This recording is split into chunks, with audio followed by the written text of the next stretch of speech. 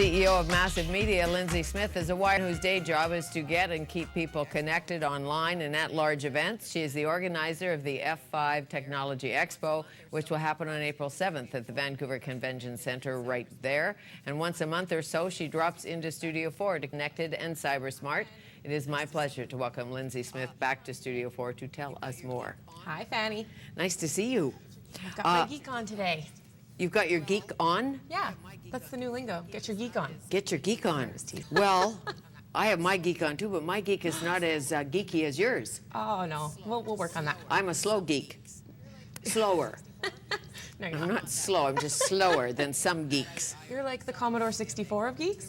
Well, bad. Okay, good. Okay, but I saw a book the other day called The Tyranny of Email. Oh, okay.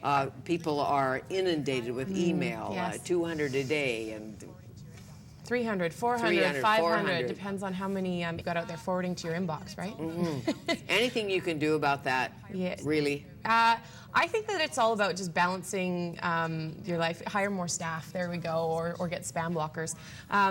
Managing email is always going to change, especially as we get more and more information is coming at us with all these new devices. We now have it on our mobile phones. We've got it coming through our TVs even now. You know, you can integrate your social media and things. So it's not just about managing email now, managing everything. We're also inundated with content, as you know, and a lot of it is free content, but that's not going to last forever.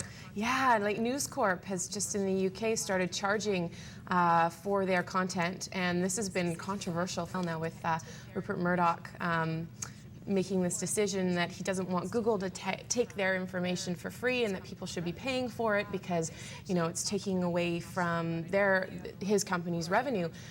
This is actually what I'm quite passionate about. I normally am a little bit more, you know, I try not to take a side, but I just think that the whole way we interact with content is changing, and this comes right down to software or the way we absorb media. You can't expect to just charge people for things now and just sell something and then they'll just pay for it outright. People want something for free. They want to try it out. They want to get used to it. They want to build a relationship with the brand first before they're going to open up their wallets. So it's a bit of a controversial leap for what they're doing over at News Corp by saying you're not going to have any of the content for free. You have to pay for it all. And in fact, Google, and they haven't fully done this yet. They're just theorizing about whether or not that's a good business model for or path to take. Sure, but if I want to read the New York Times or the International Herald, the Vancouver Sun, at this point it's free, right? Yes, at this point it's, yeah. But someday, I read that half of the users of Google News, they skim the headlines, but they don't go to the aggregate sites. So they just skim the headlines, they don't read any further. Is that true? Well, I think that a lot of people do that. They lose a percentage of people that are just interested in seeing what are the main topics, and then they go any further into the content. But that is just the nature of the fact that we have so many things flying at us. We're going to pick and choose what content we want to get into more deeply. So I don't think the media outlets can dictate whether or not, well, we're just all the information back and you can't see any of it. Well, there's too many suppliers of information out there that are willing to provide it for free, and this is where the controversy of blogging comes in, because bloggers are out there providing information. There's these passionate people that care about topics, have opinions of topics, will do their own research. They're a new form of journalism, and it's a scary concept for the traditional form of journalism. People who do a lot of make sure that their statistics are all extremely accurate, and there's so much time and development that goes into the messaging that they send out that there should be, the theory is there should be a price for that. But you've also got this other vogue network of journalism coming up, and the market will tell us what works and what doesn't. And when I say that, I mean they're going to take all that free content, but then they're also going to say, well, I need to know that the information giving is accurate. So I'm willing to pay for that, but I need to really trust who that information is coming from. And I don't know that there's necessarily. It used to be that it was all the traditional media, but because there's this new one popping up, traditional media will kind of shake down a little bit. I've seen a lot of print publications closed down, moved completely to online. There's just a huge shakeup right now, and I think we're going to see that for the next 2 or 3, maybe even 5 years. But as they go online, will they keep their brand? Say the New York Times goes away, when it goes online, still the New York Times would be the question for someone like myself who reads the New York Times. Like, will the content still be the same? Yes, Is that what you mean? and the reporters the same, and Frank Rich and the rest of them still writing columns? I don't know. Yeah, I mean, that's a really good question to ask. It depends on what people care about and whether or not those journalists are still providing content. It doesn't matter what the medium is. It's all about the message. Wasn't that Marshall McLuhan? Or something Yes, like it was.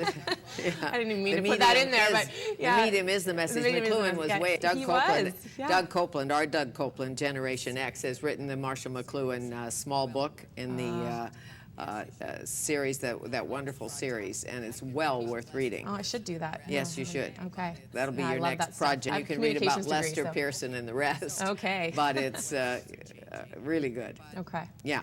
Okay. So the newspaper websites are changing, but also, if somebody writes something about you in a blog in an Ariana Huffington place or whatever, they can trash your business, they can trash you.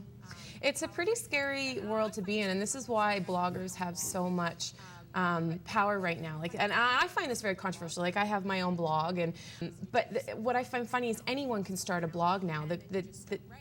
It's really easy to do. You set up a WordPress account or a Blogspot account, and then you just start writing. And it's your opinions, and it's your daily diary. Or you could take a different approach, and you can write articles on this, and you can do your research. But the point is it's free, and it's open to everybody. So you're getting all of these different opinions, and all of a sudden those opinions are open to the world. And if that person is good at building their own audience, they can be very influential. Absolutely. So yeah, it's kind of a scary thing. But I mean, actually, what's happened is the power that's always been in the hands of the journalists, the traditional journalists, is now kind of opening to the public. That's the whole shift with the internet, right? We're seeing that the people have the power now. Sure, but some of the traditional journalists are writing for something like Tyee Online, good content, good reporters, writing very clearly. You sometimes can't write about in the newspapers because of issues. Yeah. Well, actually, it's funny. I think the whole uprising of traditional journalism is probably the same journey that we're happening now. It's just that other journalists are going through inside. And I hate to compare blogging to journalism, because I think that journalism is something where you spend a lot of time and research, and when you're a blogger, you're not necessarily doing that.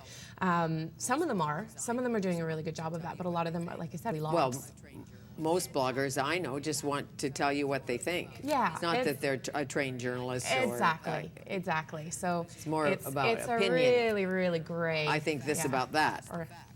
As you know, a good reporter. When, where, why. The facts, ma'am, just the facts. Yeah. The explosion of YouTube.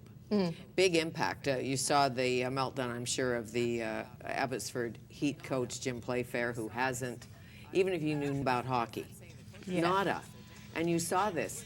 I'm not saying the coaches haven't lost their tempers over the years, or players.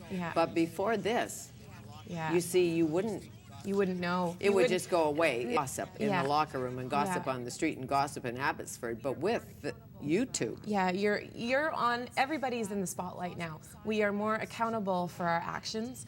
I would say that that's a positive side of social media and YouTube and Twitter and Facebook. Is you can't get away with as much anymore. You have to watch what you do, especially if you're in a leadership position. Like, this coach is in a leadership position, and industry has different expectations for what is appropriate for a leader and what is not appropriate. But I think that we would all agree that jumping around like little monkeys is not. I can't believe I just said that, and I hope he's not listening, because I apologize. But it happens in sport. It does. But I remember being 6 years old and my father teaching me the proper behavior